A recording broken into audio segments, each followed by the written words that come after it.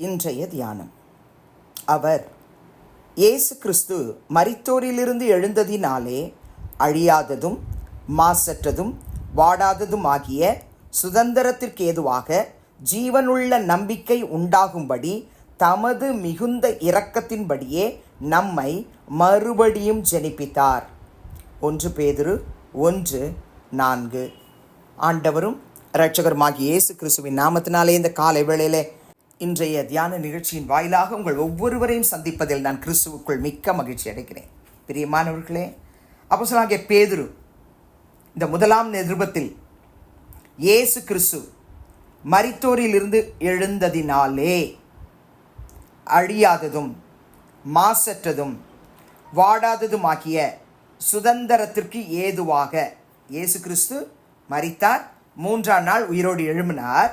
அவர் எழுந்ததுனால நமக்கு அழியாததும் மாசற்றதும் வாடாததுமாகிய சுதந்திரத்திற்கு ஏதுவாக ஜீவனுள்ள நம்பிக்கை நமக்குள்ளே உண்டாகும்படி அவர் தமது மிகுந்த இரக்கத்தின்படியே நம்மை மறுபடியும் ஜெனிப்பித்தார் என்று பேதுரு எழுதுகிறார். அவருடைய சொந்த லைஃபே அதாங்க. ஆண்டவராகிய இயேசு கிறிஸ்து மரித்து உயிரோடு எழும்பி அவர் பரிசுத்த ஆவியானவரை அவருக்குள் பொழிந்தருளினபடியினாலே மறுபடியும் பேதுருவை கர்த்தராகிய இயேசு கிறிஸ்து பரிசுத்தாவின் மூலமாக ஜெனிப்பித்தபடினால் அவரே மகிமையான ஊழியத்தை செய்து 3000, 5000, 8000 திரளான மக்களை ரட்சிப்புகளை வழிநடத்தத்தக்கதாக அவர் பிரசங்கித்து ஊழியத்தை செய்தார். அதனால தான் நமக்காக இந்த நிருபத்தில் எழுதும்பொழுது எழுதுகிறார், உங்களுக்குள்ள ஜீவனுள்ள நம்பிக்கை உண்டாகும்படிக்கு தமது மிகுந்த இரக்கத்தின்படியே நம்ம எல்லாரையும் மறுபடியும் ஜெனிப்பித்திருக்கிறார். மறுபடி பிறந்திருக்கிற சகோதரனே, சகோதரியே, ஜீவன் உள்ள நம்பிக்கை உங்களுக்குள்ள ஆண்டவராகிய இயேசு கிறிஸ்துவின் உயிர்த்தெழுதல் மூலமாய் உண்டாயிருக்கும்படிக்கு இந்த நாளில் நீங்கள் ஜெபிக்க போறீங்க. பிதாவாகிய தேவன் தம்முடைய குமாரனாகிய இயேசு கிறிஸ்துவை நமக்காக அனுப்பி தந்து இரத்தம் சிந்தி மரித்து உயிரோடு எழும்பினபடினால் அவருடைய மிகுந்த இரக்கத்தின்படி நம்மை மறுபடி ஜெனிப்பித்திருக்கிறார். நீங்கள் 1 பேதுரு 3ஆம் அதிகாரம் 9ஆம் வசனத்தை வாசிப்பீர்கள் என்றால் பேதுரு எழுதுகிறார், தீமைக்கு தீமையை. மறுபடி ஜெனிப்பிக்கப்பட்டிருக்கிற சகோதரனே, சகோதரியே, மறுபடி பிறந்திருக்கிறேன்னு சொல்ற நீங்களும் நானும் தீமைக்கு தீமையையும் உதாசனத்துக்கு உதாசனத்தையும் சரி கட்டாமல் அதற்கு பதிலாக நீங்கள் ஆசீர்வாதத்தை சுதந்திரித்துக் கொள்ளும்படி அழைக்கப்பட்டிருக்கிறவர்கள் என்று அறிந்து ஆசீர்வதியுங்கள். அப்போ மறுபடி பிறந்திருக்கிறேன்னு சொல்ற ஒவ்வொரு மகனும் மகளும் கர்த்தருடைய பிள்ளைகளும் ஊழியர்களும் விசுவாச மக்களும் யாரா இருந்தாலும் சரி, பெரியவங்கள்லேருந்து சிறியவங்க வரைக்கும் எல்லாரும் எத்தனை வருஷத்துக்கு முன்னாடி ரட்சிக்கப்பட்டிருந்தாலும் சரி, நேற்று தான் ரட்சிக்கப்பட்டேன் இன்னைக்கு தான் ரட்சிக்கப்பட்டிருக்கிறேன்னு சொல்றவங்களா இருந்தாலும் சரி, நமக்குள்ள இந்த குணாதிசயத்தை 1 பேதுரு 3:9 கர்த்தர் கொடுக்கணும். நம்ம தீமைக்கு தீமை செய்யக்கூடாது. அவங்க நம்மளை உதாசீனப்படுத்துகிறாங்கன்னா நம்மளும் அவங்கள உதாசீனப்படுத்திடாதபடிக்கு, சரி கட்டுற வேலையை செய்யாதபடிக்கு அதுக்கு பதிலாக நம்ம என்ன செய்யணும்? நாம் ஆசீர்வாதத்தை சுதந்திரிக்கும்படிக்கு அழைக்கப்பட்டிருக்கிறவர்கள் என்று உணர்ந்து அறிந்து அவங்கள ஆசீர்வதிக்கணும். யாரை? எனக்கு தீமை செஞ்சவங்களை, என்ன உதாசீனப்படுத்தினவங்களை, என்ன வெறுத்து தள்ளினவங்களை, எனக்கு தீமை செஞ்சவங்களை ஆண்டவரையே நான் ஆசீர்வதிக்கணும்ப்பா. அதுக்கு தான் நான் மறுபடி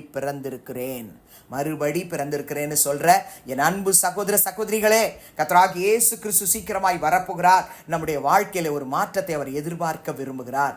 ரட்சிக்கப்பட்டிருக்கிறேன்னு சொல்ற ஒவ்வொரு கர்த்தருடைய பிள்ளைகளுடைய வாழ்க்கையிலும், மறுபடி பிறந்திருக்கிறேன்னு சொல்றவங்க வாழ்க்கையிலும் இந்த குணாதிசயம் காணப்பட ஜெபிக்க போகிறோம். அப்போஸ்தலனாகிய பவுல் எபேசியருக்கு எழுதின நிருபம் 1ஆம் அதிகாரம் 11ஆம் வசனத்தில் எழுதும்பொழுது எழுதுகிறார், மேலும் கிறிஸ்துவின் மேல் முன்னே நம்பிக்கையாயிருந்த நாங்கள் அவருடைய மகிமைக்கு புகழ்ச்சியாய் இருக்கும்படிக்கு என்று சொல்றார். முன்னே கிறிஸ்துவின் மேல நம்பிக்கையாயிருந்த நாங்கள் அவருடைய மகிமைக்கு புகழ்ச்சியாய் இருக்கும்படிக்கு தான் தெரிந்து கொள்ளப்பட்டோம் என்று 12ஆம் வசனத்தில் சொல்றார்.